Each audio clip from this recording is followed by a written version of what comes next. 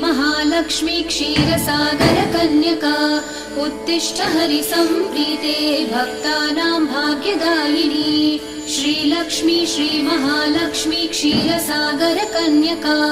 उत्तिष्ठ हरिसम्प्रीते भक्तानां भाग्यदायिनी उत्तिष्ठोत्तिष्ठ श्रीलक्ष्मी विष्णुवक्षस्थलालये उत्तिष्ठ करुणापूर्णे लोकानां शुभदायिनी उत्तिष्ठोत्तिष्ठ श्रीलक्ष्मी विष्णुवक्षस्थलालये उत्तिष्ठ करुणापूर्णे लोकानां शुभदायिनी श्रीपद्ममध्यवसिते वरपद्मनेत्रे श्रीपद्महस्तचिरपूजितपद्मपादे श्रीपद्मजातजननी शुभपद्मवक्त्रे श्रीलक्ष्मी भक्तवरदे तव सुप्रभातम्।